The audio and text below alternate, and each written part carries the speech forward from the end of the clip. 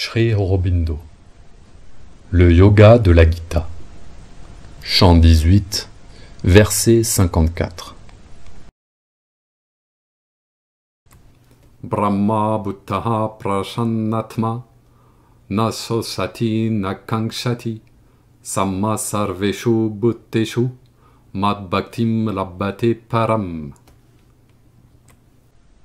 Celui qui est devenu le Brahman, Brahma Bhuta, l'âme sereine, Prasanna Atma, ne s'afflige ni ne désire.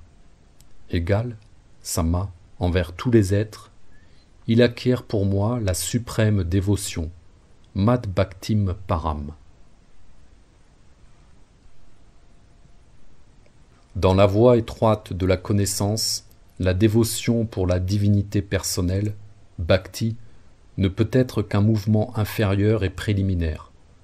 La fin, l'aboutissement, est la disparition de la personnalité dans une unité ineffable avec le Brahman impersonnel, unité en laquelle la Bhakti ne peut avoir de place, puisqu'il n'y a plus personne pour adorer, personne à adorer.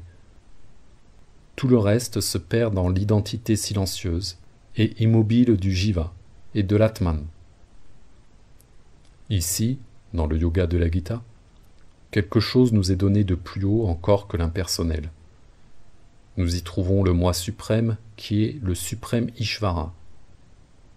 Nous y trouvons l'âme suprême et la suprême nature. Nous y trouvons le Purushottama qui est par-delà le personnel et l'impersonnel et qui les harmonise sur ces éternels sommets. La personnalité de l'ego disparaît encore dans le silence de l'impersonnel. Mais en même temps, avec ce silence comme fond, subsiste l'action d'un moi suprême, plus grand que l'impersonnel. L'action inférieure, aveugle et boiteuse, de l'ego et des trois gunas n'existe plus. À sa place se déroule le vaste mouvement qui résulte de l'autodétermination d'une force spirituelle infinie, d'une Shakti libre et hors de toute mesure humaine. La nature tout entière devient la puissance du divin unique.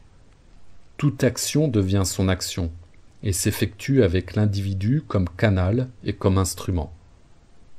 À la place de l'ego, l'individu spirituel vrai passe au premier plan, conscient et manifeste, avec la liberté de sa nature réelle, avec la puissance de son état suprême, avec la majesté et la splendeur de son éternelle identité de nature avec le divin, parcelle impérissable de la divinité suprême, puissance indestructible de la suprême Prakriti.